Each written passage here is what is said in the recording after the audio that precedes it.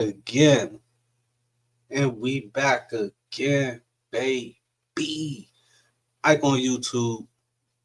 We gonna be reacting to three, maybe full videos about a Gucci Man situation made by I think the guy named 504 Street Stories. Y'all go check him out. Make sure y'all like, comment, subscribe. That's how you show love to people. Anyway, make sure y'all like, comment, subscribe, hype this video. I think this video right here is about what was homie night? Big 30? I don't know. We get ready to see what's to this shit. You smell.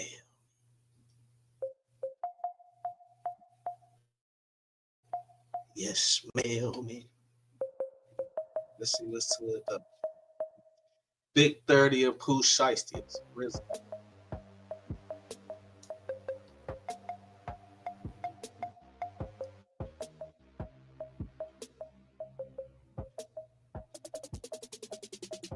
That boy smashed the phone. That is what the government says happened the moment law enforcement moved to arrest Rodney Lamont Wright Jr., known everywhere as Big 30. And if the government is right about what was on that phone before he smashed it, that one decision may have just ended his life.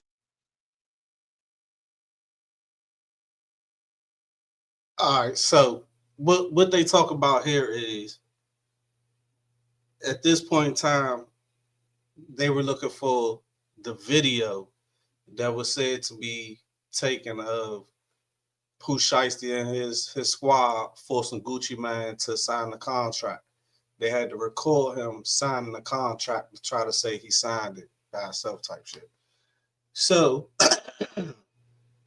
Big 30, for some reason, got to be like the slowest criminal in the world.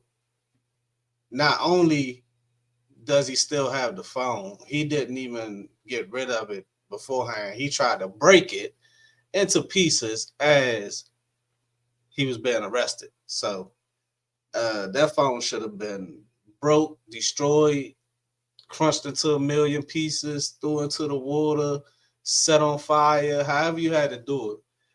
And if I'm not mistaken, Big 30 got caught with all the guns when he was caught. He got caught with all the guns described in the robbery, the actual weapons. So Big 30 might actually have provided them with enough evidence to cook everybody. Life as a free man, because here is what Big 30 allegedly did not understand. The video was already gone, not gone like deleted, gone like sitting on the server in a data center with a federal warrant addressed to it. This is not a story about whether Big 30 is guilty. One more time. So for those who don't know, I said this in a lot of my earlier videos that I made when I first started getting on YouTube. They have a forensics officer, Meta forensics, Facebook forensics, Instagram forensics. I'm sure, I think X might have opted out of this type of option, but they have a forensics officer that will come to court and go back as much as 90 days into your deleted files. So when you delete something off the phone, out of your Instagram thinking it's gone, it's not. It actually goes to one big bin that all of the photos that get deleted on Instagram go to for 90 days.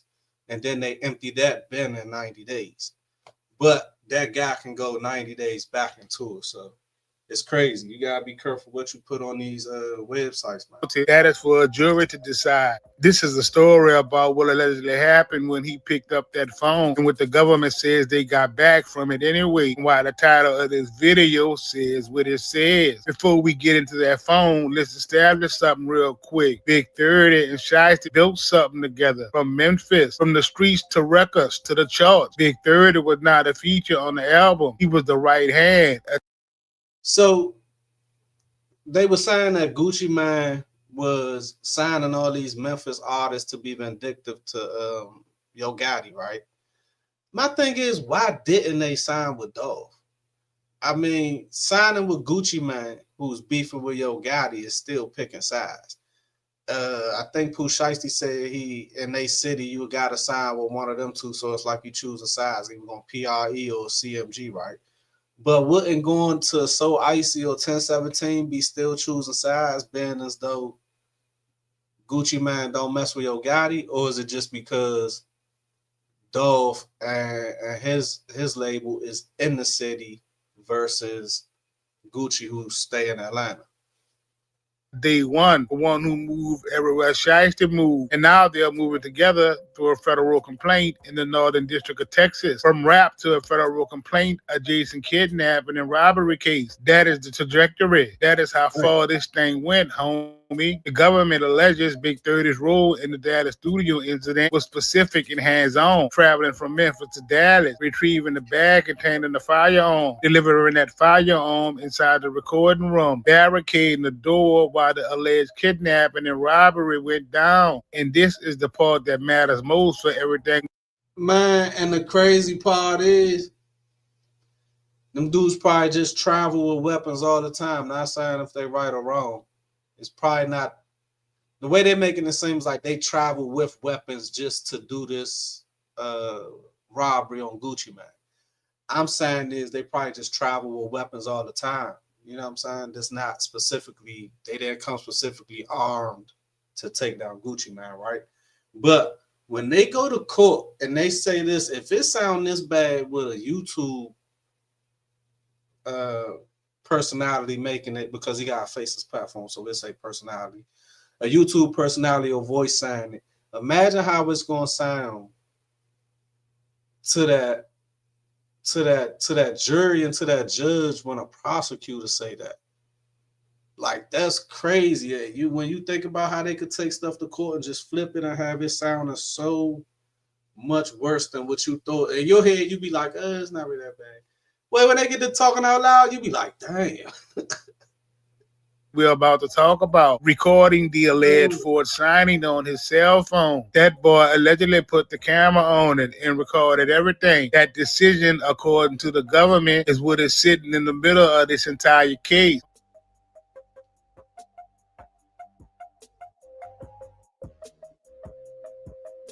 On March 30th, the government moved to arrest Big 30. When they got to him, they alleged two things happened. First, they found multiple firearms inside his whip. Second, he attempted to destroy his... Again, and this because for all my youngins that's not in the streets, that look at the streets and think like, you know, this the way you want to go, right? The reason why he just pulled that move and gotta still be sitting outside with guns on us, because for one, niggas did a crash dummy ass move. I could see if they was going somewhere and they was about to take somebody down for what they said the move was worth, about $600,000. Once they added up all the items and valuables taken from the victims, it was about $600,000, right? I could see if they was going somewhere where they had got actually like $600,000 in cash. You know, where y'all can actually like disappear for a couple months. Don't even gotta be outside, don't gotta be seen. But, you know, watches, jury, $10,000 cash, it just wasn't worth it, because in reality, you actually in the streets, you a part of that life is what it seemed like. You know what I'm saying? So when you at home in your neighborhood, you gotta sit outside armed and ready. You don't want to be caught lacking. But on the same hand, the police can pull down on you at any moment for the mission you just pulled. And it's not even like it's not a public mission. It's being talked. It's the biggest thing that's being talked about on YouTube. And then they catch him with the same exact guns used in the damn robbery. His cell phone. The firearms are their own charge, depending on his prior record. That is a potential standalone federal count under 18 USC Section 922G, on top of the 924C firearm count he already carries in his underlying case. More charges stacking on top of more charges. But the phone, that's where this gets painful to watch. Because destroying that phone, if the government can prove it was intentional, it's a separate federal crime under 18 USC Section 1519. Bruh, you gotta break that joint. Like, pieces supposed to fly over here, fly over there.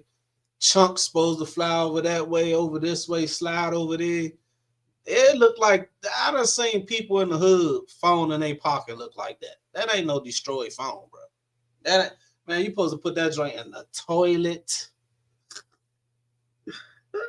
Obstruction of justice, homie, up to 20 years on top of everything else. The trip part is this here. The government crime under 18 USC section 151.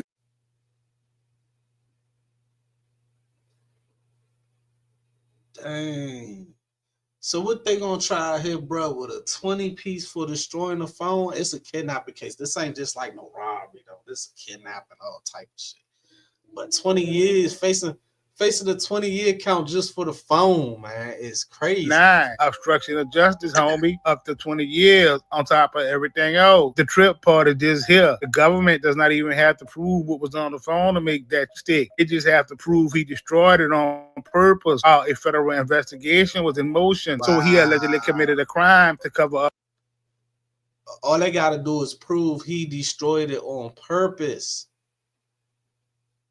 They don't even have to prove us on the phone. Just prove, man, wow. Evidence of another crime. And the cover-up allegedly did not even work. That is where we are right now, homie.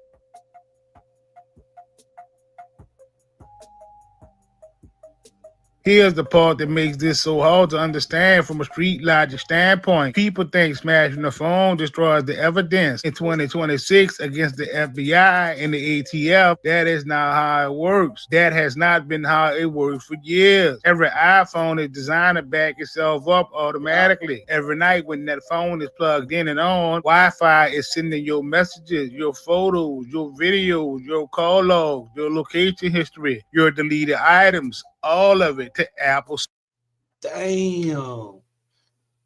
But for real, that's why I don't even rock like that on my iPhone. I don't do nothing on my iPhone. I use, you know what I'm saying, my Android for real. But it's crazy though, because even on the Android, you take a picture, that joint is backing the shit up to your email account. Like, why the fuck? Why I'm losing storage space in my email because of the pictures I'm taking on my phone. It's crazy. They don't even have nothing to do with each other.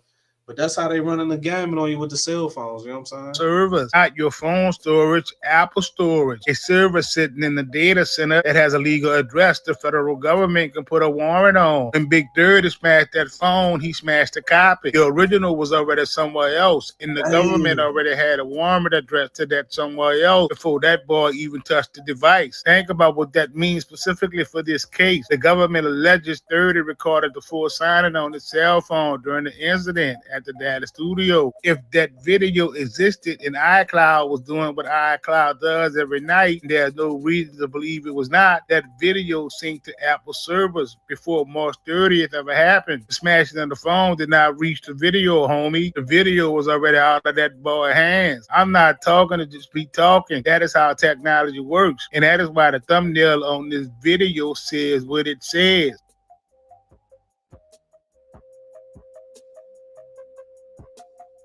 Let's talk about the two ways government gets phone data back, because both of them are in play right here. The first way is set up right. This is the forensic tool the FBI and ATF use on physical. How do you got access to show us this? InShots, iOS Flow, iOS Unlock. How do you get access to devices? When they get a phone, even they smash one, they send it to a forensic lab. Our digital forensics squad consists of myself and 4 others. We intake little.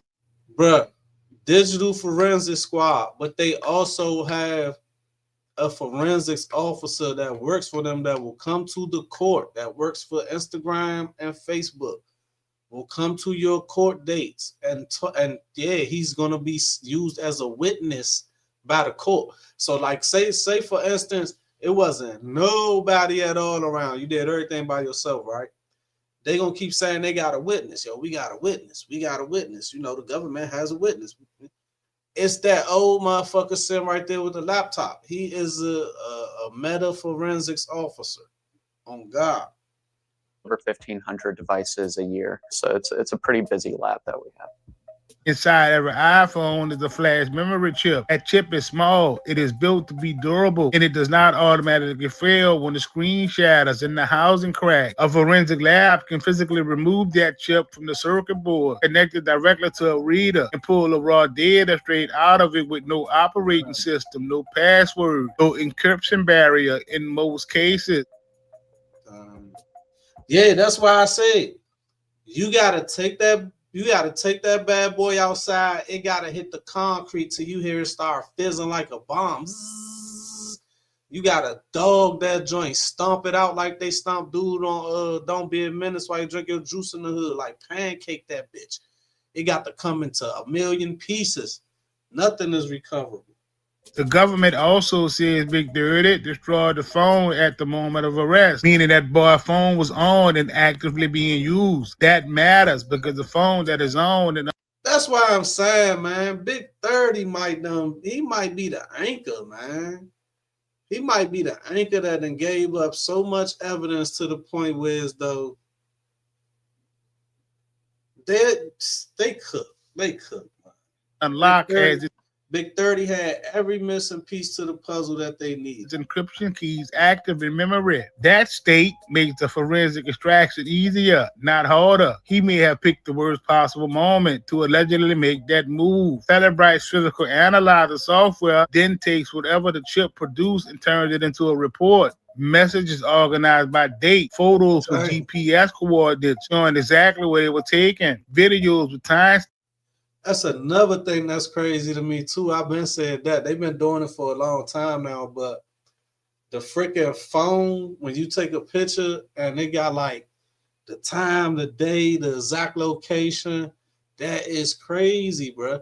If you took a picture today, it's gonna tell the street, the coordinates. It's gonna, you know what I'm saying? Of course, have on what you have on. It's gonna tell the time and the date. If you did something and you try to say, damn, I ain't even had that outfit. I never had that outfit before. Once they go through the phone and find that picture, guess what? They got the exact day and time that you were seeing in that picture. I mean, in that outfit. Stamps, location history, plotted on the map, deleted content, reconstructed phone storage the phone had not yet overwritten. All of it formatted so a jury can read it on a large screen in a federal courtroom. The second way is the cloud warrant, and this is the one that makes the physical destruction almost beside the point. The government writes a warrant application. Yo, when I was growing up, the Polaroid and the disposable camera was our cameras, right? And you owned your photos. Now, I'm sure once they started like developing the photos through the little machine, that they was keep a copy of people's photos. I'm sure of that. You know what I'm saying? That's how computers work. But at least you owned your photos. Now, when you take a photo, you don't own it. The cloud has it. You know what I'm saying? If something happens to that phone, if your data gets erased or breached or somehow, the cloud owns them photos. We don't even own our photos no more. On probable cause that evidence of a crime exists in a specific Apple ID account. A federal magistrate signs it. It goes to Apple legal compliance team. Apple produces the iCloud backups, the photos, the messages, the videos, the FaceTime logs, the app data, everything that synced to that cloud for that time period covered by that warrant. Apple formats to production so it can be imported directly into the same software. The government ends up with a report that looks identical to what they had gotten from the physical phone. Without even having the phone in working condition, completely shattered, dysfunctional condition, they're still able to get a complete report printout that looks exactly like they have the actual phone. Every message, every picture, every number, everything. Without needing the phone. The phone is in pieces on the ground and the report is complete anyway. Both tracks ran simultaneously. The physical device going to the forensic lab and the cloud warrant going to Apple at the same time. Big 30 allegedly eliminated one copy of the evidence. The government had two more. I swear, bruh, you can't make this shit up. Damn. to it. Here is what this looks like when it gets to a federal courtroom. In this case right here, it's definitely heading to a federal courtroom. The government called the digital forensics examiner to the witness. I'm still trying to figure out, right?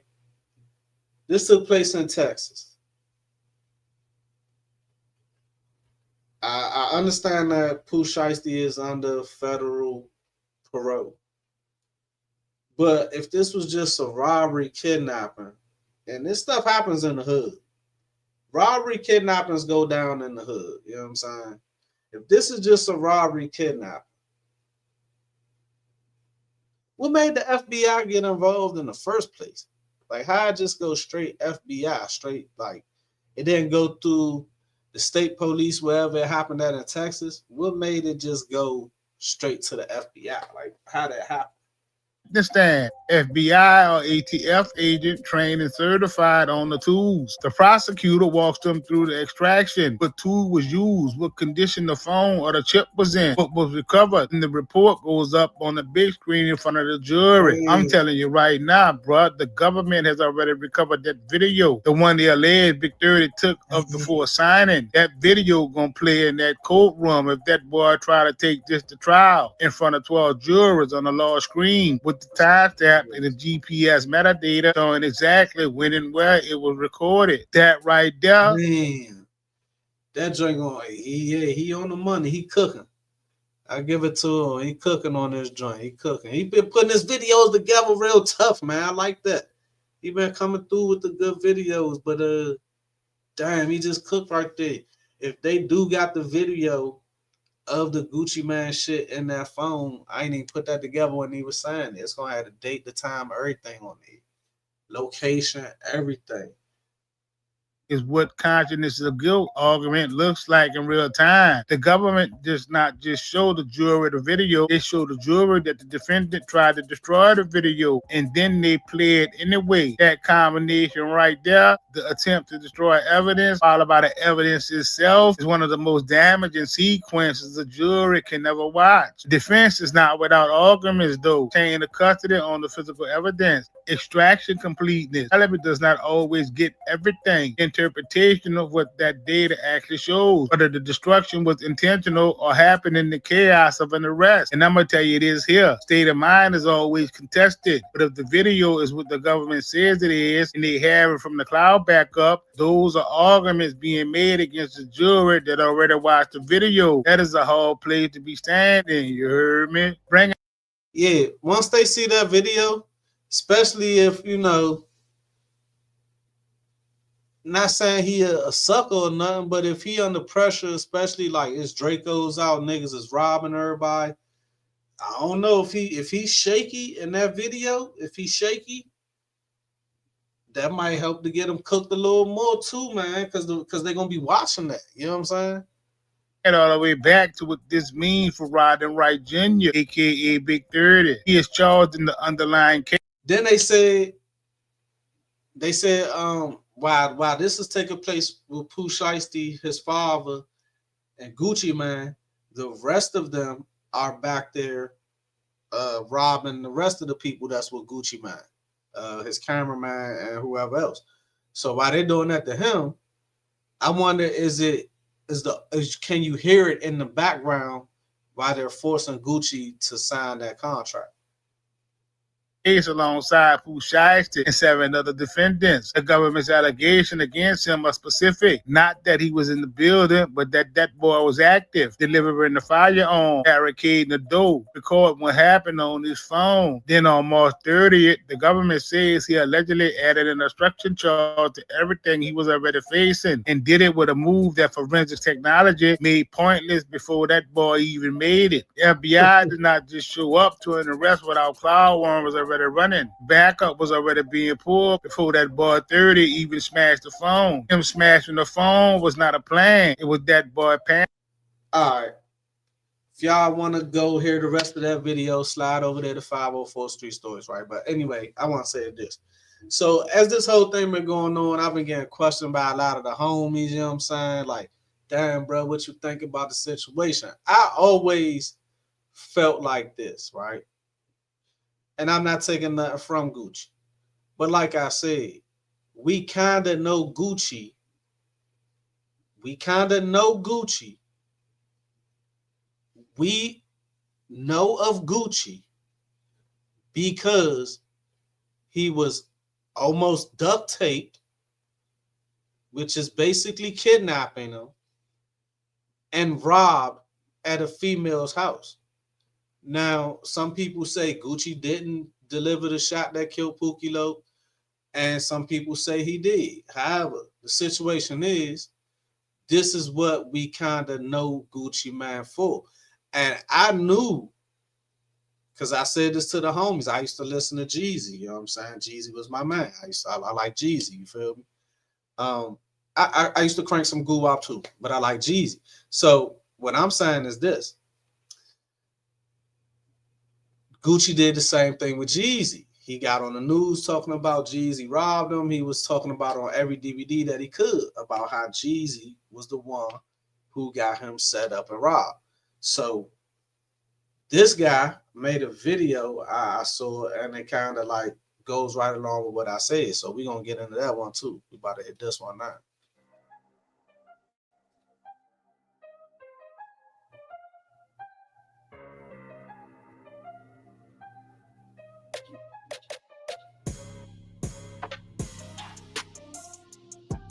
He only broke the code. Hold on.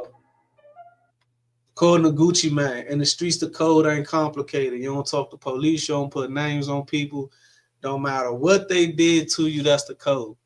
Now, I remember seeing them old DVDs saying Gucci sitting up there blatantly pointing the finger, making mixtapes about it, pointing the finger at Jeezy.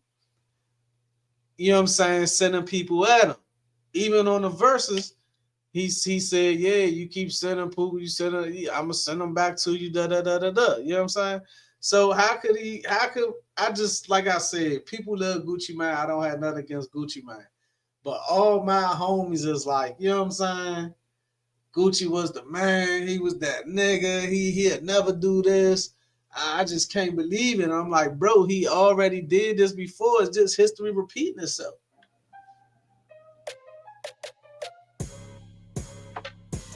And then that says he only broke the code after he left the streets. The documents say something different. I need to make a public service announcement just to make things clear. This video is not to clown Gucci for cooperating with law enforcement. This video demonstrates that whether in the streets or not, Gucci has always cooperated with law enforcement. In one case, dragging someone in the court regarding jewelry that had been taken from him. If anyone expected Gucci to crash out, you just as big of a crash dummy than shiesty is. Now let's run it. Here's the argument that the internet settled on. Gucci Mane cooperated with law enforcement in 2002. Now, I will say, I was giving Gucci benefit of the doubt, but not because of that. Because like I said, I already remembered. I didn't know firsthand. I remembered hearing through the DVDs and the mixtapes, Gucci saying what he said, Jeezy saying what he said. So let's just get that out the way, right? But the out that I was giving Gucci Mane was this. Okay, he got some ex-police officers with him, and they're gonna have to snitch because it's their job. You know what I'm saying? They can't falsify, lie, blah blah blah. I was putting it all on them, and then I even gave Gucci a second out by saying, okay, maybe, just maybe, if he wants to get the money for his insurance for his jewelry that was taken from him, he has to have a police report. If somebody broke into your car, stole your car right now, you would have to call the police. I don't want to hear none of that shit niggas talking.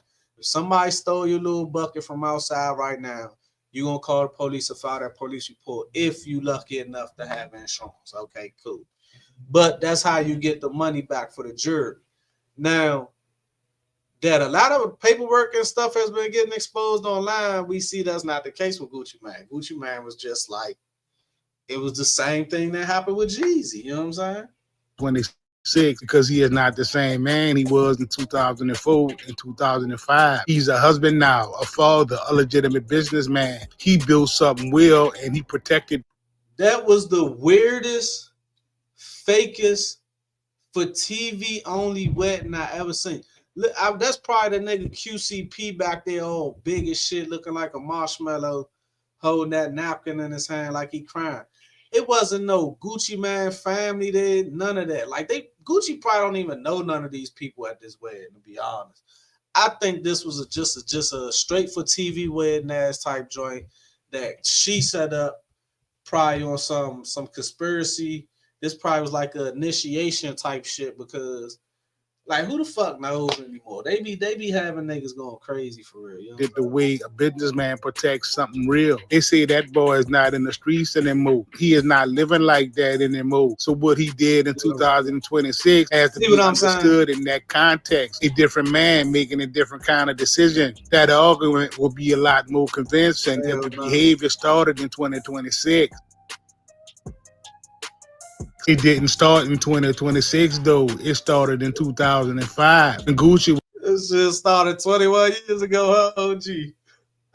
was as deep in the street as he would ever be. When the beef was live and active and a man was dead and everything was on the line. So that situation that we were just talking about with the charges and so forth, do you feel like it was a Hey, and I swear to God, when we watched this, my man Jano, man, here at Top Dog 6th Street, my nigga Jano was so amped on Gucci, man. That was his nigga. He the first person that tried to get me listen to Gucci, man, right? Mo, when I heard this, and he was like, yeah, I just don't like the nigga. He do a lot of bitch ass shit. But you sitting right here telling people on the DVD, police watch this shit in the hood, everything. You say word for word that this man set you up and try to get you killed. And I'm like, bro, he hot. He was like, nah, bro. I'm like, bro, that's some hot shit, bro. because cats came like after you, like they was coming to get you? Yeah, I think it was a setup. Okay. Do you have any indications on who it might be? Have you heard anything on the streets? Just whatever you feel in your own heart? Well, you know what I'm saying? Like I say, ain't too many people got the motive to do some shit like that. I just like a detective, learn, you know what I'm saying, look at the motive, who has motive to do it. He said, I'm just like a detective. And this fuck nigga, the only nigga has motive. Jeez. Yeah. Okay. Straight up. He said, listen. So, because I'm gonna go outside, I'm gonna show the homies this video and shit, right? But look, I'm gonna rewind it one time. Let them head for themselves, bro. Let them head out his own mouth, bro. Shit like that. I just like a detective, learn, you know what I'm saying, look at the motive, who has motive to do it. And this fuck nigga, the only nigga has motive. Jeez. Yeah. Okay. Straight up. So it's real serious then when we talking about like actually trying to like set somebody to take someone's lives. It's on a whole nother level. It's past just the wax. That is when Roderick Davis walked into a law enforcement building and started talking. Plain and simple. And it looked like he just caught on that he said too much at the end. Watch this. And when we talking about like actually trying to like set somebody to take someone's lives, it's on a whole nother level. See that right there? Oh, he tricked me. Oh, shit. It's past just the wax. That is when Roderick Davis walked into a law enforcement building and started talking. And then he did it again in 2013 while the ice cream cone tag was still fresh on his face, while he was still dropping projects and claiming the streets, while the persona that a generation of rap. Then this is what I'm saying, like, you see, like, the Spanish or the Mexican gangsters, they got face tattoos. They shit is like, you know what I'm saying? Real gangster shit. This motherfucker ain't got an ice cream tattooed on his face. Like, what the fuck is Hey, bro.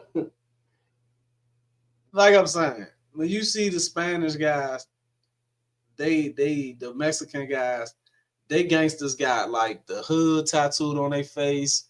You know what I'm saying? Devil horns, all type of stuff. And then the black gangster, Gucci Man, went and tattooed ice cream on his face. Like, that's crazy to me. You know what I'm saying?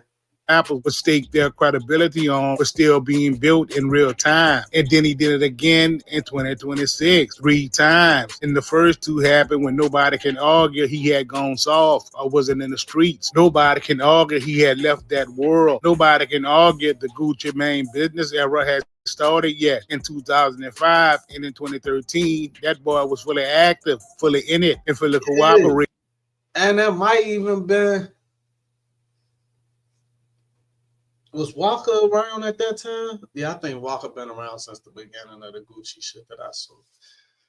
But yeah, when Walker was around and OJ the Juice Man them was around, they was in full trap god go hard mode. And that man was on the news telling people and them peoples what happened to him.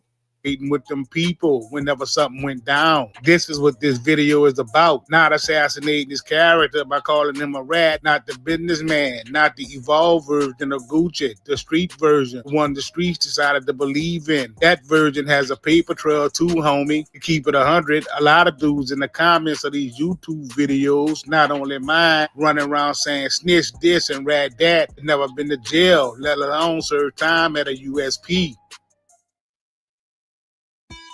And that don't mean nothing. I be tired of motherfuckers trying to be like that's a college degree or something because you went to jail, man. You stupid because you got caught. That's what I feel. Be honest. You'd have planned it out, been a little smarter, a little more patient, maybe not even done the shit. You wouldn't be locked up. That's just how I feel, man. So look, 2005, before we get into what Gucci did, understand exactly where he was in life at that moment. He is not a retired rap legend. He is not a businessman with a label empire. He is a 25-year-old rapper from Gucci. Alabama, claiming East Atlanta, who just recorded it. It's Gucci. Trash bag Gucci. Yeah, Gucci. Remember when I used to drive an old ass hoop? Song called Icy with Young Jeezy, and watch that collaboration turn into a walk. Yeah, they go walk. A little bit about this situation, you know, between yourself and Gucci, man. Who's a fuckboy, man? You know what I'm saying? I really don't like to be compared to that nigga, man, because, like, I'm like a VHS, homie. You can rewind me back. Everybody in the city know me, dog. Like, this nigga, you know, basically I did enough. I don't know, man. I was rocking with that Jeezy hard slam. Jeezy. I ain't gonna lie, Young Jock used to be having some cool little hits when he first came out. His first CD was Jive Tough, right? But I was rocking with that Jeezy hard. Last time I checked, I was the man on these streets. They call me residue. I leave blow on these beats. Got diarrhea flow. Now I shit on niggas. Even when I'm constipated, I still shit on niggas. Hey, you can't get around that Jeezy era, Slim. Have a nigga a favor, dog, you know, and the nigga is a fucking neck at a barbecue, dog. The nigga, he trying to get some shine, man. He can't get no shine out of me. I'm a boss, dog. He's an artist, you know what I'm saying? And like, you know, as far as the streets concerned, you know, I really don't like to speak on this shit, man. I mean, real talk, in a nutshell, my nigga, ain't no beef, because that nigga know I'm out every day. If you want to see me anytime, nigga, he come see me. That kind of like go hand in hand of what Yo Gotti said. Yo Gotti was like, the nigga called me and was like, you gonna put Jeezy on the remix, and Jeezy tried to kill me. And he was like, man, you been in the city, the same city as that nigga for 20 years. You ain't done nothing yet. So it's like, what you want me to do? And why y'all let tell that bitch ass nigga quit calling my phone, copy deuces, man, it's all good. You know what I'm saying? We straight, homie. And as far as the other shit is concerned, you know, I just really don't like this nigga throwing my name and all this shit. Sell record. That bitch ass nigga quit calling my phone, copy deuces, man, it's all good. You know what I'm saying? We straight, homie. And damn, fat dumbass diamond. But yeah, you heard what he said as far as like Gucci Man calling his phone trying to squash it. That's that BMF was moving still a little bit behind Jeezy at this time, man. You know what I'm saying? And that BMF had a tough ass army to get around, Slim. You couldn't really just move around like that with their members. You feel? As far as the other shit is concerned, you know, I just really don't like this nigga throwing my name and all this shit to sell records. That's a whole move. Any nigga from any hood know if you get in any type of trouble and a nigga throw your name in that shit, he's a snitch ass nigga. And that's what he is, a bitch ass snitch ass nigga. There's no secret that during that beat, that's a whole move. Any nigga. Mo, they beef was serious, man. They beef was serious because even though Gucci did say a little extra shit, right, and the shit it was snitching, right? He did, but they beef was serious, man. Them niggas ain't like each other. He said he's a snitch ass, bitch ass nigga. On copy deuces, man, it's all good. You know what I'm saying? We straight, homie. And as far as the other shit is concerned, you know, I just really don't like this nigga throwing my name and all this shit to sell records. That's a whole move. Any nigga from any hood know if you get in any type of trouble and a nigga throw your name in that shit, he's a snitch ass nigga. And that's what he is, a bitch ass, snitch ass nigga. It's no secret that during that beef, Jeezy dropped a record called Stay Strapped that will put a $10,000 bounty on Gucci's chain. That beat. Before y'all ever came across a Chief Keef and the young niggas jumping around in the videos with the big guns, this nigga Jeezy had his CD had like a DVD on it. Like if you take his CD that you bought in the store and put in the DVD player, it will play a movie. You know what I'm saying? Man, they was in the studio when they made that song, bro. I was like, dang, I never seen a music video with guns like that. Like not even no NWA type shit. They had Desert Eagles, all type of shit in that joint, Slam. So that was one. That's when I knew, yeah, these niggas is doing something different. It wasn't just rap. That was a real situation with real stakes in these real Atlanta streets, you heard me? This is where Roger Davis went with his move on May 10th of 2005. 5 men came into a woman's apartment in Decatur. One of them has green duct tape. One has brass knuckles. One has a weapon. Now you see, 5 men came in. Once you tie somebody up or block them, barricade them in a situation like with Pooh, Shiesty, and Big 30, if you physically pick somebody up and move them more than 11 feet, that's considered kidnapping. This case, I mean, I remember seeing So Icy on BET Uncut off the late night. I ain't even gonna fake. I remember seeing the video for So Icy on BET Uncut off the late night. Both of them jive did their thing on that song. That song was cool. But other than that, we majorly overly know Gucci Mane for what bruh is talking about. 5 people running up in the house to come and basically kidnap and tie this nigga up type shit, rob him, kill him, who knows, you know what I'm saying? But we more know Gucci Mane for being a victim. We don't know Gucci Mane for going in there with 4 other people and duct tape and tying somebody up.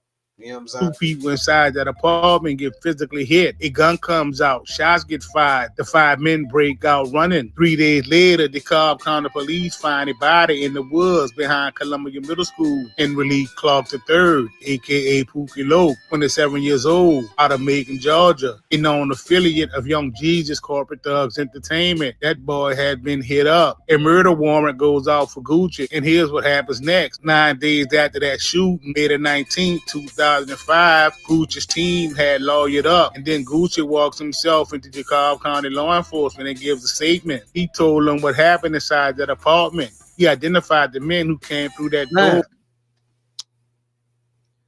In the civilian world, this is the thing. In the civilian world, a legal gun owner in this situation would have to tell the police everything to 1, keep their freedom, and 2, keep their gun license, their legal gun. Is that considered snitching? Some dudes ran up in the house, did what they had to do, try to do to you. You defended yourself, you killed them. Is explaining self-defense snitching? Somebody let me know. He identified Henry Lee Clark III, Pooh, his government name, in a statement to the police as one of the men who attacked him. And then the attorney went to the media and pointed the finger directly at Young Jesus camp, naming the robbery publicly. That robbery was still active and dangerous in the streets. Now lock in on what year this is and what it means. The Icy record had just come out. Trap House was dropping the same week Gucci posted bond. The beef with Jeezy had a body attached to it now. Every move these 2 camps made was being watched by the streets and the feds. And in the middle of all that heat, Roger Davis sat down with the Cobb County law enforcement and told them who came. It was some pressure, man. That BMF Young Jeezy movement had a lot of pressure behind it, man. And Gucci was just getting started with his whole, you know what I'm saying? He might not even been Goo-Wop yet. He might have just been Gucci Mane. He might not even been Goo-Wop yet. You feel me? It was some pressure. He said in the song Truth, I got my money up now. We could go to war, nigga. You know what I'm saying? Because when you got that money, you could apply a little bit different pressure. You could play different. You could afford a lawyer. You know what I'm saying? A great lawyer, a team of great lawyers. But At that point in time, Jeezy already had the bag, he already had the street movement, and he had a team that was buffed up by BMF.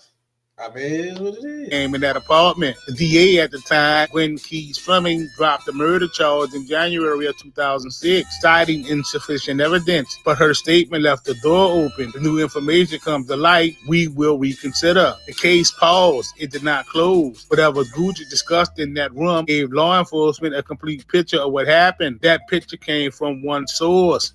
Gucci. To top it all off, the wild part is this. Streets of Atlanta was saying that Gucci didn't even do it. Now, ain't that some crazy shit? Waka Flocka. Even before, I think Waka mother name is Miss D, something like that, right? Even before she ever said that, it was already floating around through like the early Gucci Man, Jeezy internet rumors. It was already circulating that somebody else was there, shot the nigga, and like Gucci took the body type shit. Mom Deb even talked about it in the interview, reiterating that Gucci lied about the whole shit just to get street cred. I swear, bruh, you can't make this shit up. Tisha, it was done for rap. So you're saying that, wait a minute, hold on. You're saying that Gucci never did that to Pookie Loc. Oh, wow. Yep, see?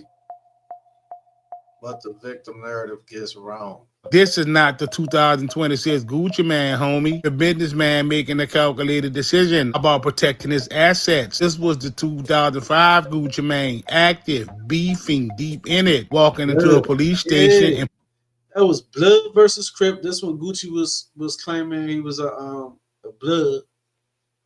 So this was Blood versus Crips, because as y'all seen in the video, Jeezy was throwing up Crip gang signs, right?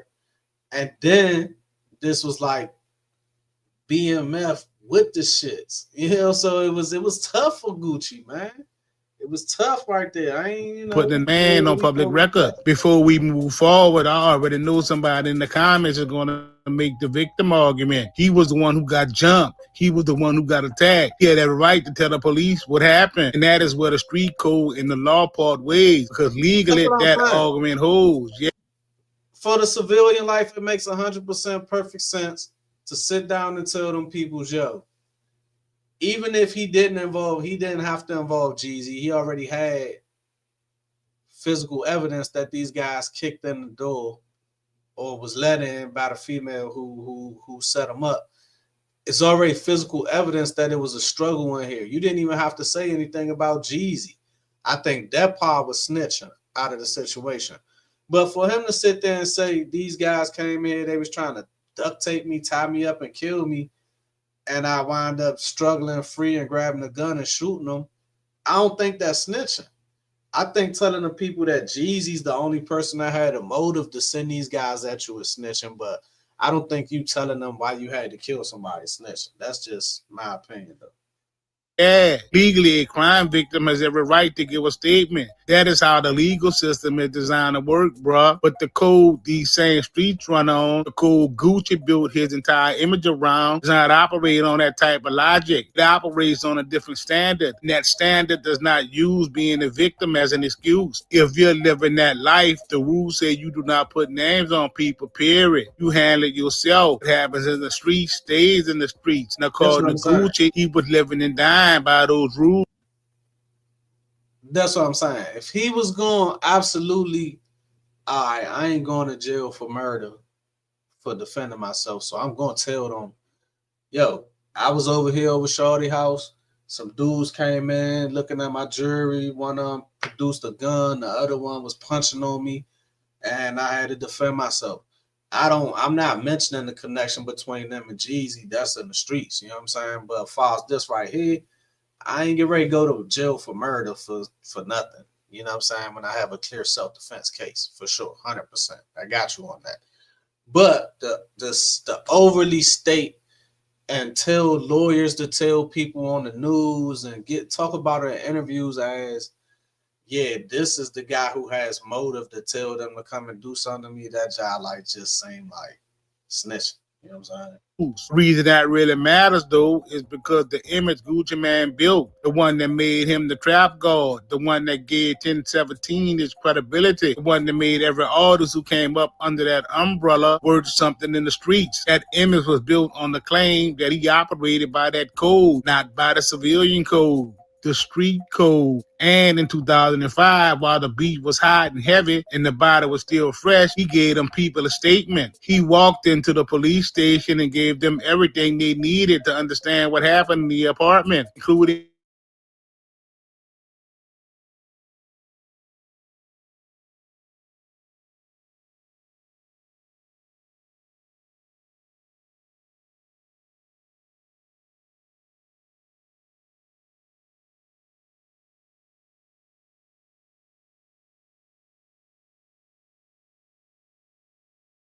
That's why the snitch shit is so crazy, because it's like that was a free kill. If he wouldn't have got up fire, there's no telling if he would have lived through that. They was just about to duct tape him. You know what I'm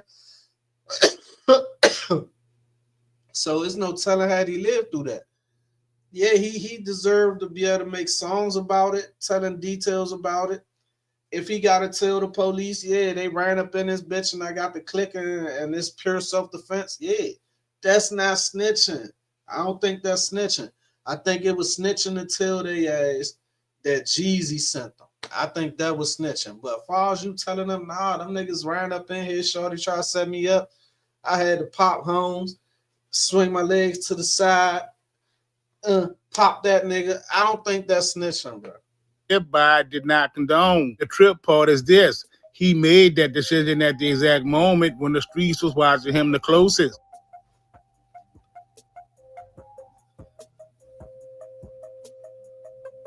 So peep game. 8 years later, November the 15th of 2013, Gucci is not a so-called changed man yet. He was still heavy in the street, ice cream tat in his face. He had released multiple projects already that year. He was still moving reckless, still claiming that he was a gangster, still building a brand that the streets gave him credibility to build. And on November 15th of 2013, IKE David and his co-plaintiff, Michael Armour, walked into the United States District Court, Northern District of Georgia. See, and that's what I'm saying. I'm not gonna pause it. I'm gonna slow down and pause. But listen, the people just totally moved past it. Gucci Man was working hard. He was dropping a lot of good music at that time. So people kind of look past it. You know what I'm saying? People kind of selective with who they want to call a snitch. When you their favorite, they don't think you snitching. When they don't fuck with you, it's snitching, right? So at that point in time, people ain't look at it like that. And people was all over it. Like, I remember having these conversations with my homies back in the day, like, bruh, the nigga snitched on Jeezy. Nah, bro, he ain't snitched. Da-da-da-da-da. He popped the nigga.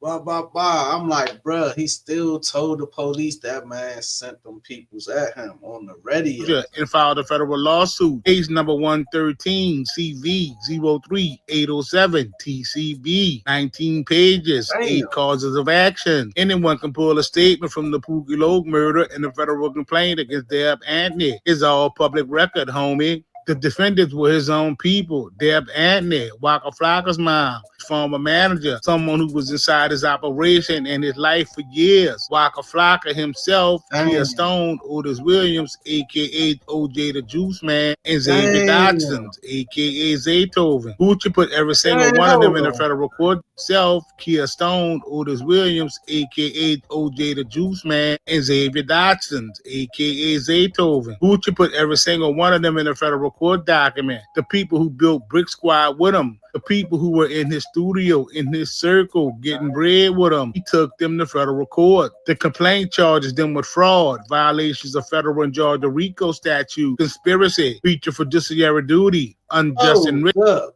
Gucci took the whole main squad. He ain't got Frenchie name in there, but he took the whole main squad, bruh.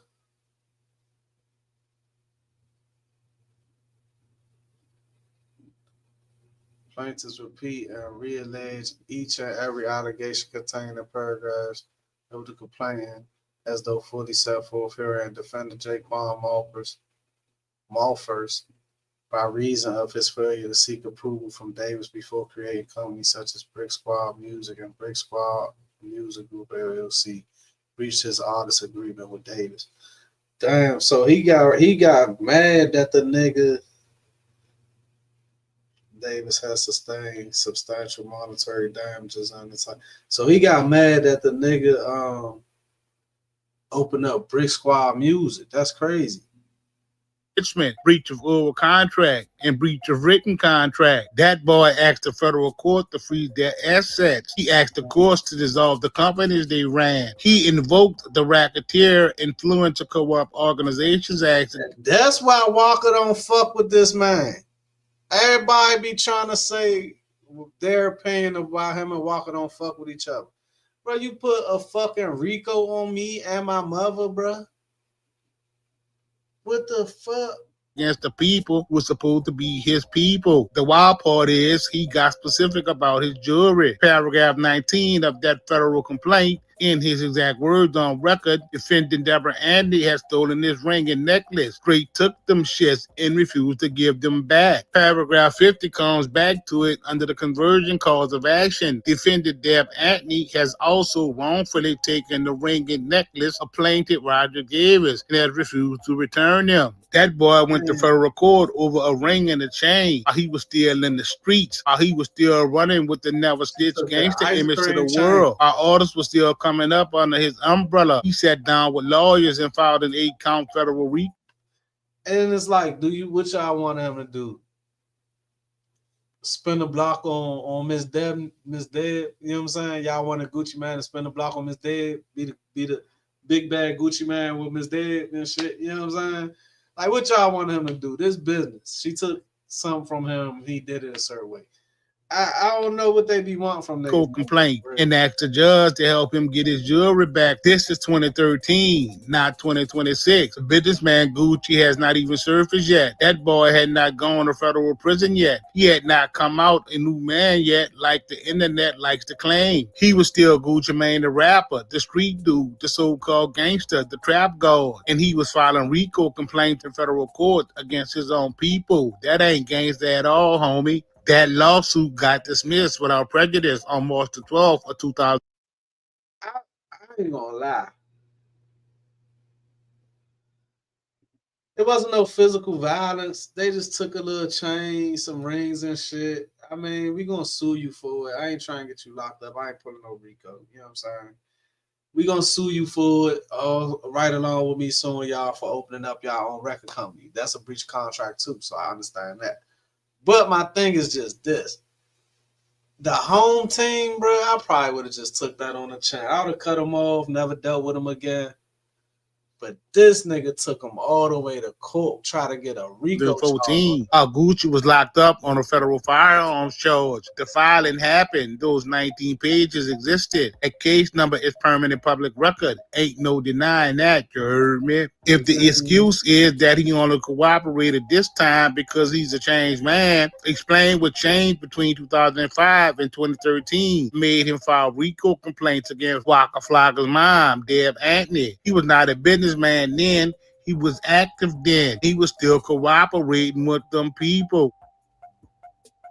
Y'all fell for it. You know how many grown men, rappers and shit was walking around because they feelings hurt because Gucci Mane snitched on Pooh Shiesty? Niggas was, oh man, I grew up on you, Gucci. You had me out here doing this, doing that. Gucci never met your ass. Don't even know you exist. You know what I'm saying? If a nigga had you out here crashing out, don't even know you exist. You was a fan ass, grown ass, goofy ass groupie. That's what you is. You know what I'm saying? Niggas was really hurt in their feelings, man, that Gucci Mane had snitched, man.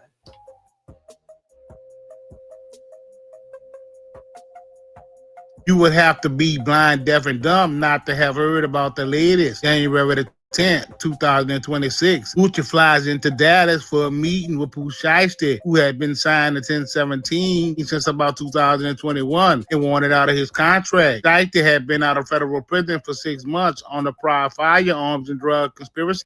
Now, This is probably the dumbest move ever pulled in the history of hip hop. I mean, it's dumb on so many levels. What made you decide while on ankle monitor, on an ankle bracelet, that you was getting ready to go and pull a move like this? Not just that, y'all be so reckless with these ankle monitors. Y'all don't even know them joints actually are recording audio of everything you say, bro. Certain joints got trigger words on. The conviction. Ankle monitor was still on that boy leg. What happened inside that studio is documented in a federal criminal complaint in the Northern District of Texas. 9 people charged, an AK style pistol for his contract signing at gunpoint. Jewelry taken off Gucci's body. The victim choked from behind, damn near to unconsciousness. A barricaded door. A phone recording the whole. They put the little white boy in the sleeper. He wasn't no threat. Put him in the L and just choked him out, took his shit. They probably didn't need guns for his ass. But they say that they kept threatening the white boy that they was going to shoot him. Thing, homie. After it was over, Gucci gave a statement to the Dallas Police Department. Gucci gave Dallas PD a statement about what happened in that studio. Gucci told police he and the security were out-armed and outnumbered. That testimony pulled directly 9, 10 YNs in the room. It's probably about 12, 13 guns. These niggas got every type of gun. They got every gun but a water gun. It's all type of shit in there. Gucci looked at the security, was like, don't even. from Gucci's own account to law enforcement. It was part of the government's argument to keep Shiesty locked up pending trial. Shiesty was held without bond, 9 federal defendants. A case built in significant part on what the man inside that studio said when he walked out and talked to the police. In the internet, it said, well, he changed. He's not in the street. He's a businessman now. This is different. No. What's different is the audience paying attention. The behavior is not different. The behavior has been consistent since 2005. The only thing that did change between 2005. See, in 2005, the reputable or the more popular YouTube or, websites like This Is 50, stuff like that used to be out back there, they probably could have been paid off to not report on stuff a certain way. You know what I'm saying? Favors throughout the industries, plugs with this, plugs with that, or just straight money. But now, with social media and everybody just having their own channels and stuff, something like this is getting brought back up. You know what I'm saying? For all us that been around, we've been in 2026. Is that in 2026, everybody was watching. Same man, same pattern, 3 different decades. According to Gucci, he went through real situations and came out the other side without breaking the street code. Say, bruh, I'ma tell you this here, homie. You cannot claim the streets and then use the legal system's rule to explain away every moment where claiming the streets came apart. This new snitch jacket that is attached to Gucci in 2020. What the hell them dudes got on? Dudes be dressing so crazy now. 6 is not going anywhere because of what people are saying in the streets and on the internet. It's not going anywhere because Gucci never stopped claiming to be a gangster. In that pattern, it's 20 years long. Tough guy gangster image requires you to believe that code was being kept. And if you're a fan of Gucci, you already know. The album sounded like the code was being kept. The interview sounded like the code was being kept. Entire 1017 enterprise was built on the assumption that the code was being kept, homie. Every artist who built. Damn, Slim, I never knew that. It surprised me to hear that Gucci Mane and Waka Flocka stopped being cool because basically Gucci hated on Waka for starting Brick Squad Monopoly and stuff like that. That is crazy, bro. That is crazy. credibility off that cosign. Every rapper who used 1017 as proof of authenticity to the streets. So the person who held up Gucci as being the artist who built credibility off that cosign. Every rapper who used 1017 as proof of authenticity to the streets. So the person who held up Gucci as being the trap guard as evidence of something real. It was building on a foundation that was cracked from the beginning. The paper was there the whole time, homie. Cobb County, May 2005. Case number 113 CV 03807 Man, TCB. see a lawyer looking like that, you getting probation. You gonna cop. You getting a plea. Gonna cop. Northern District of Georgia, 2013. Northern District of Texas, 2026. Only thing that changed in 2026 is that everybody finally looked at the paper. Pull the documents yourself, homie. Read them yourself. You ain't got to listen to what I'm saying, you heard me? Let the paper tell you what it is. That's all it ever was, just the paper. And that boy Gucci been ratting since 2005. Damn, Gucci.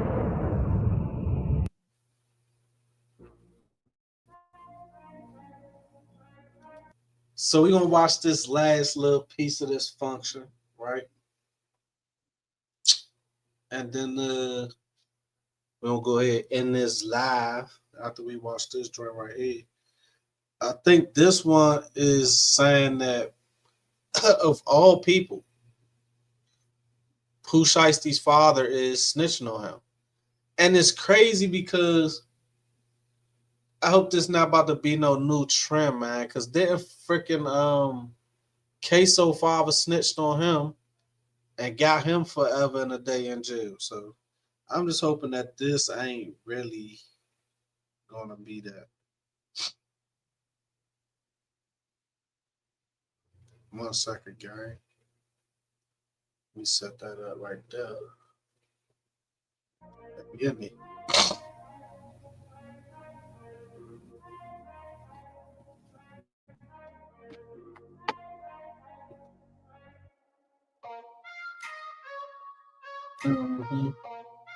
A lot of people looked at that federal affidavit and thought the government had already built this case. They hadn't. What they built was enough to arrest 9 people. That is a completely different thing. The complaint is what you submit to a judge to get an arrest warrant signed. It is the government saying we have enough probable cause to take these people into custody. It is not the trial. It is not the full case. It is the starting line, and the starting line just got crossed. The real case building starts now, after the arrest, after the lawyers show up, after the defendants sit in federal holding and start doing the math on what they are facing. That is when the government shifts gears. And when the federal government shifts gears, everything changes. Again, I done seen a couple different little robbery situations. I don't really know too many robbery situations that the FBI come get involved in. Wasn't nobody even killed. I mean, it sounds like the most that happened is somebody got choked, unless they was slapping Gucci up and they ain't telling us about it. But it sounds the most that happened is the Caucasian brother was choked a little bit. Let's be clear about what the complaint is and what it's not. Criminal complaint is a document filed by a federal agent, in this case an FBI special agent, that lays out the facts supporting probable cause, believe a crime was committed and that the named individuals committed it. It is supported by an affidavit. It is reviewed and signed by a federal magistrate judge, and it authorizes arrest. That is all it does. It gets people arrested. The information in that affidavit, that surveillance footage, the cell phone records, the fingerprints, the Instagram posts, the electronic monitoring data, that is what the government had at the time of arrest. It is not the complete picture. It is not everything they know. It is the minimum they needed to get 9 people off the street. The investigation that produced that complaint started on January the 10th of 2026. The arrest happened on April 1st and 2nd of 2026. Then it ain't like local or state police took 3 months to come and arrest these dudes. The FBI investigated for 3 months before they made 9 arrests at one time. Well, 8 arrests. I think Big 30 took a little bit longer. He was on the run. I think I think Big 30 is the reason this shit is going to go all the way down. I think they probably had a fighting chance. They didn't have any jury for evidence. They have no jury for the evidence to say that they took his chain or watch. They didn't have any money, any other watches type stuff. They didn't have a video of the exact robbery going down. I mean, they had them on video at the location, but they didn't have a video of the robbery going down. I think with Big 30 getting locked up, getting caught with the guns that they used in the robbery, getting caught with the freaking video in his phone, I think that was the nail in their coffin. So I don't know. That is nearly I know 3 they months of investigating before a single person was taken into custody. 3 months of subpoenas, record requests, forensic analysis, and surveillance. And everything the government gathered in those 3 months was filtered down to what was necessary to establish probable cause. The full scope of what they have has not been revealed, not even close.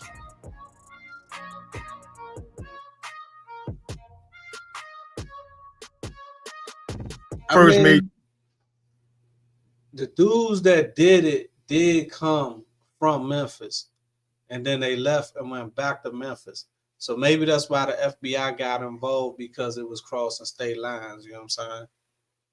the tool the government deploys after arrests are made is the grand jury. And here is what most people do not understand about how a federal grand jury works. The grand jury is not just used to get an indictment. It is used as an investigative tool. Prosecutors can call witnesses before the grand jury, witnesses who are not defendant, who are not charged with anything, and compel them to testify under oath. No defense attorney in the room, no.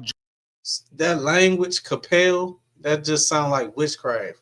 They can compel you, mesmerize you to come up here and testify under oath and shit. Judge moderating the question. It's a prosecutor and a witness who has been legally ordered to answer. That means studio employees, people who were in or around that office building on January the 10th. Anyone who communicated with any of the 9 defendants in the days leading up to the crime or in the hours after. All of them can be called before the grand jury and forced to testify. And if they you think you about to be an alibi? Oh, he was with me. They finna call your ass up there in advance. Come on, tell us where he was at.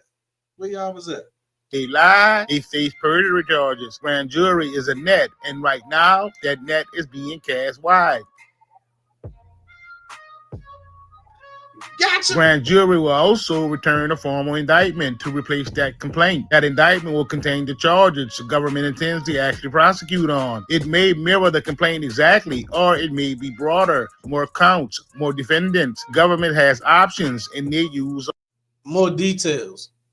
When you thought they didn't know that you had on red socks that day, now it's about to be in that part of the paperwork. Yeah, well, the defendant did have on red socks when he, all of them.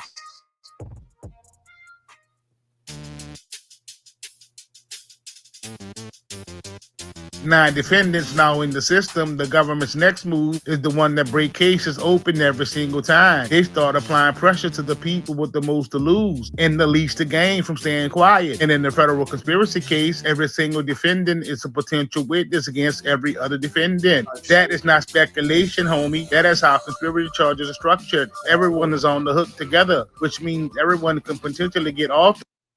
Turn a bunch of solid G's into crabs in the bird. You know what I'm saying? The hook by pulling someone else down.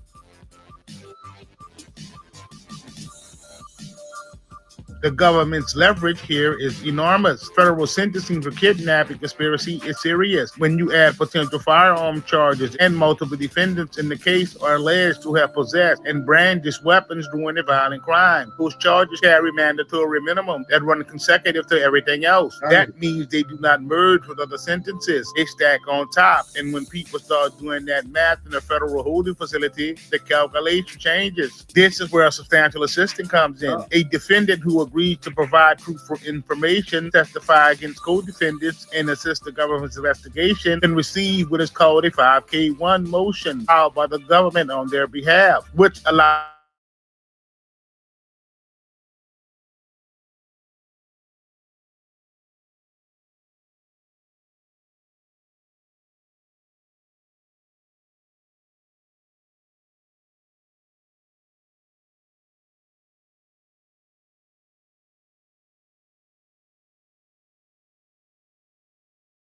right now in attorney-client meetings doing that math.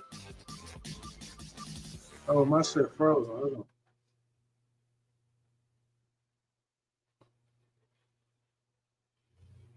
Why that shit be freezing like that?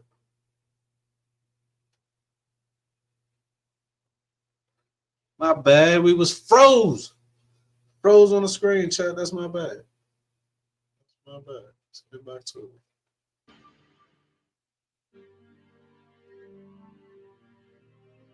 The history of Latrell Williams Sr. This is Pooh Shiesty Daddy. This is Big Shiesty right here. Pooh Shiesty is Little Shiesty. This is Big Shiesty, you guys.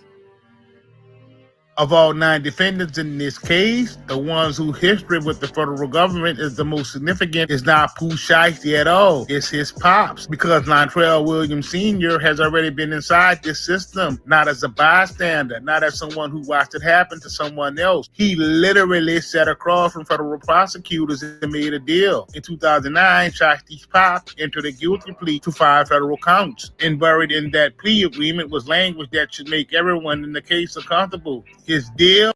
So hold on. I'm sorry. Let me just hold on.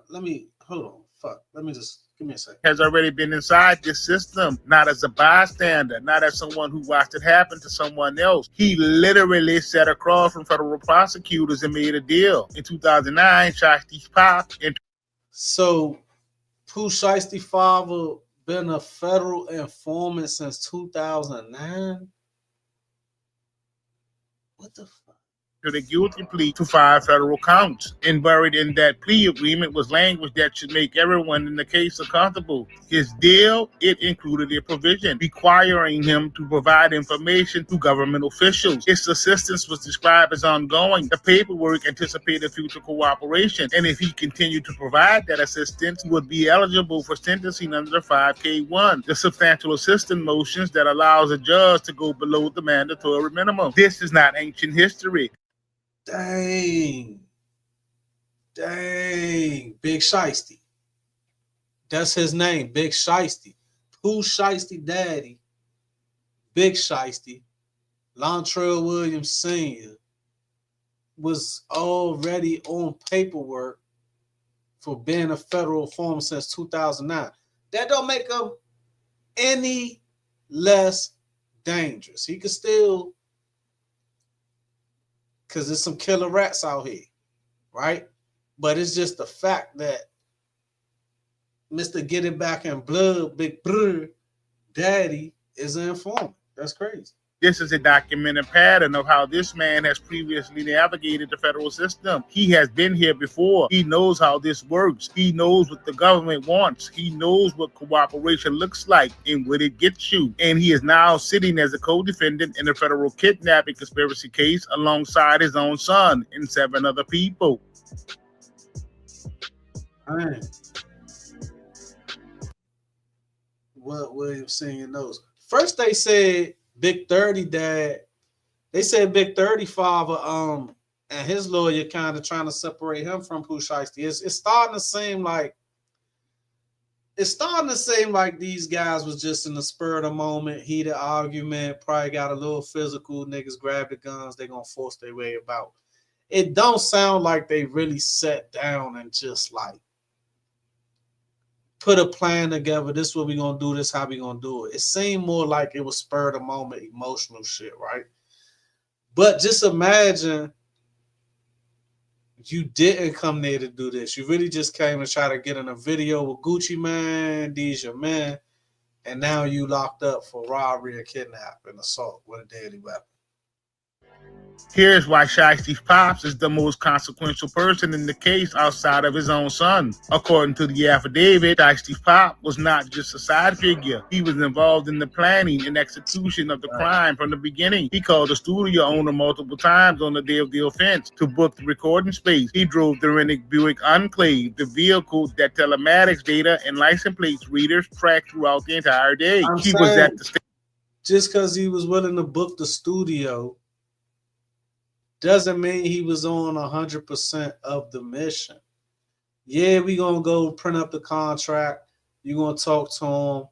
Yeah, we're gonna book the studio, we're gonna shoot the videos, we're gonna get the liquor, we're gonna look sweet, we're gonna do some business. But do I think he 100% knew? I would say no. Because at the end of the day, they said Big 30 had to go outside to get the bag with the gun in it. They didn't have the gun in there already because they didn't have plans on doing it. The office building unmasked. He reviewed the contract paperwork inside the recording room and told Shiesty the paperwork needed a date. He carried a backpack out of the building that he did not have when he entered. That means Shiesty's pops knows things nobody else in the case knows from the same vantage point. He knows what was discussed before January 10th. He knows who made which decision and when. He knows the planning that happened outside of that studio, conversations, communication, logistics that might not be captured in the phone records and telematics data that the government has already obtained. He was the.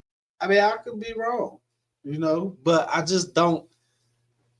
For them to have planned this out, this was planned out. This was sloppy as hell to be planned out. There's no way they thought this out, man. This shit was sloppy as hell. Doubt in the room, and he already demonstrated once that he is willing to share what he knows with the federal prosecutors. None of this means Shiesty Pops is cooperating, though. None of this means a deal has been made. What it means is that the federal government is sitting across from a man who has done this before, who was present for every stage of this offense, and who has every sentence to think about what cooperation could mean for him this time around. The government knows his history. His co-defendants know his history. And now you watching this video, you know his history. Right. So Gucci is a snitch. And Pooh Shiesty Daddy, Big Shiesty is a snitch. And now they saying Big 30 lawyer moving a little weird.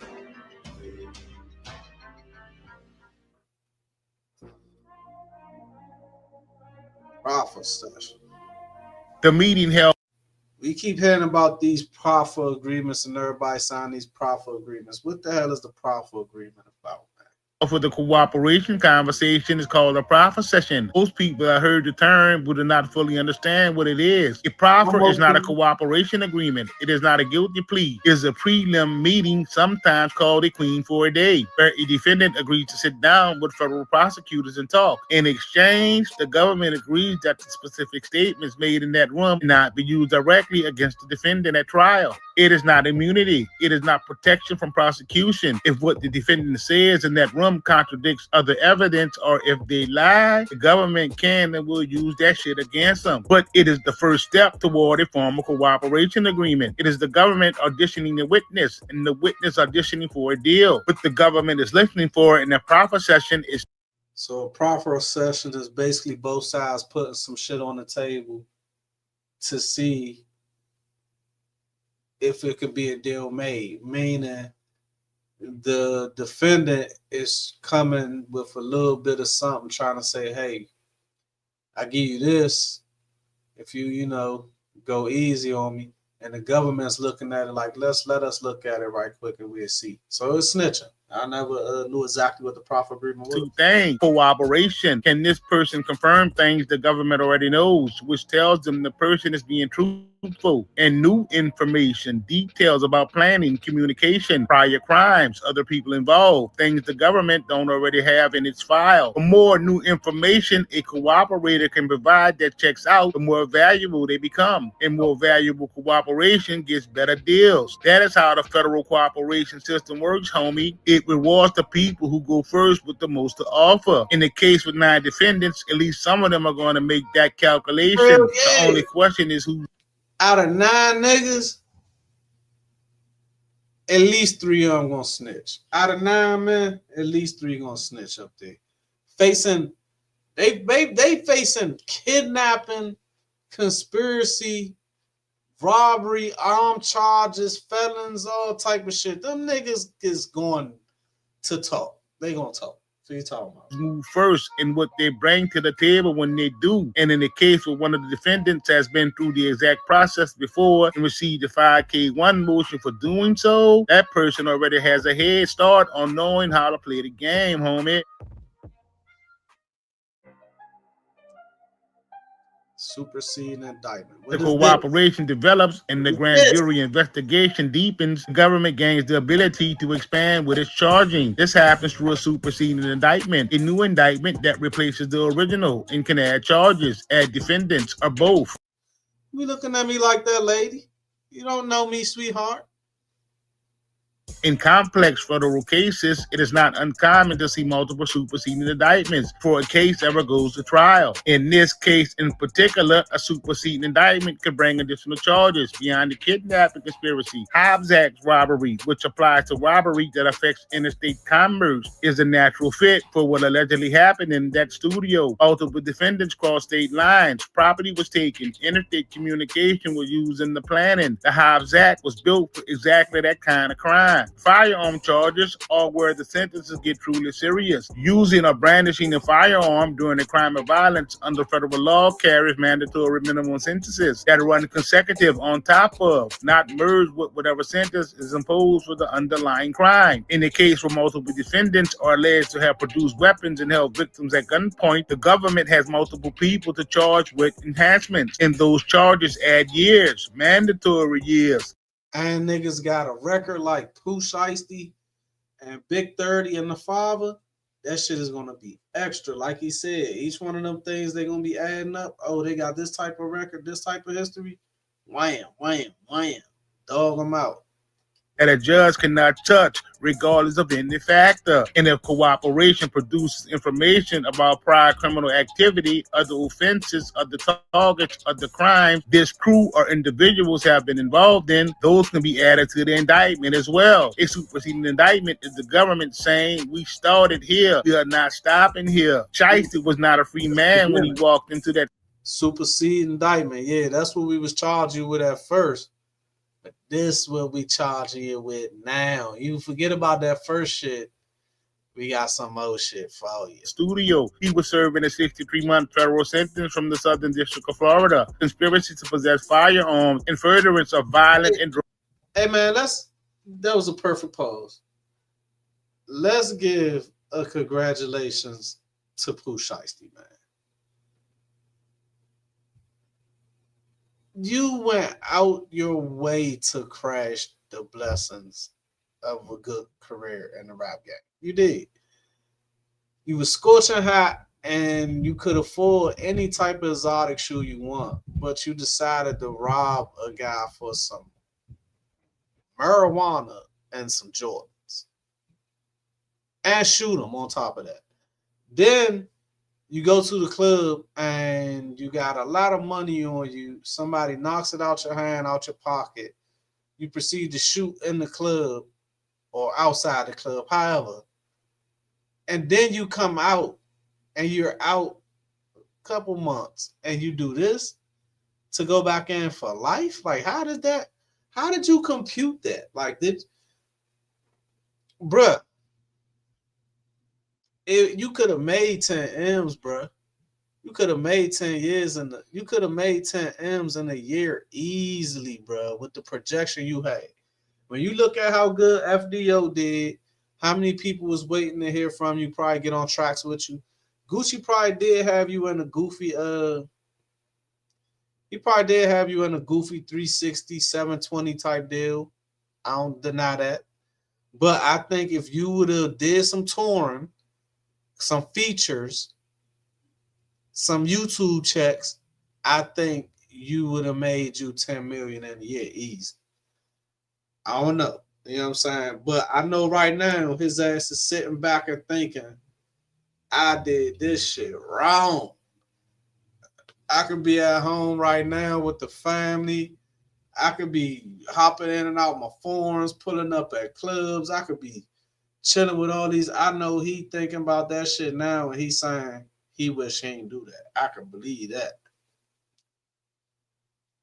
drug trafficking crimes. He had been approved for home detention in October 2025. On January the 10th of 2026, Shiesty violated every single one of those conditions, all at the same time. He was present at an armed kidnapping. He personally possessed the firearm, according to eyewitness accounts. He was surrounded by 8 people who possessed firearms. His ankle monitor documented every location he visited from the moment he left his residence. The Staples, the Windrose Tower, the studio, the Star. The government did not need to find him. He told them exactly where he was at in real time. I swear, bro, you can't make this shit up. What's this? Yo, if you was gonna go all the way out like that, man, you should have shorted that joint out. I ain't gonna say cut it off. You should have found a way to short that joint out, mess it up, go bust your move, and say you was still in the house the whole time. You never left. You know what I'm saying? But to just go hard like that with the ankle bracelet on, it just was so, it was the crash out move.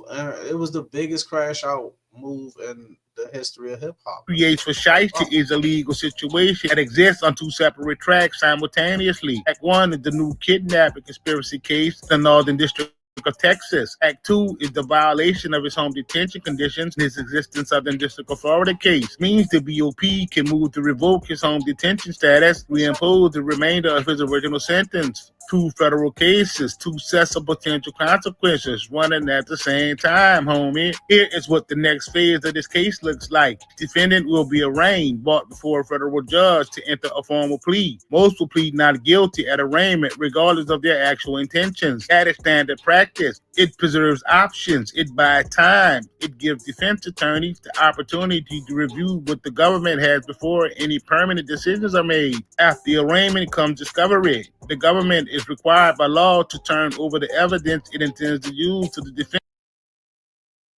Bruh, I know they don't be doing it all the time, but you know how many of these videos could actually be used in court? They have, these people go, YouTube content creators go out their way to find evidence to be the first person to put it on the internet. And a lot of them be right. A lot of them be dead ass right, man. So I'm sure a lot of these videos can be used in court, man. I ain't even gonna say it. In the case of this size, that discovery production will be substantial. Cell phone record for 7 defendants, telematics data from 2 vehicles, surveillance footage from multiple locations across 2 cities, electronic monitoring records, subpoena returned from her, Greyhound, the Comfort Inn, Instagram, and every other entity investigators contacted. Every piece of paper, every digital file, the defense gets. All right. Y'all slide over. Let me make sure we saying brother name right on whole time and shit. You know what I'm saying? But man, look how they do. I think that is 504 Street Stories, though. That's what I was trying to get to. Y'all make sure y'all slide over to 504 Street Chronicles Worldwide. Like, comment, subscribe. Make sure y'all like, comment, subscribe over here too. I'm back working, you know what I'm saying? I had some little personal stuff going on that I was letting get to me, but we shaking it off and we getting back. You feel me? So meanwhile, this is the first one, and I'm definitely about to do another video. I'm about to make something to eat and do another video instantaneously. We out here tonight. We in these streets on YouTube tonight, baby. You smig it ill in them YouTube streets.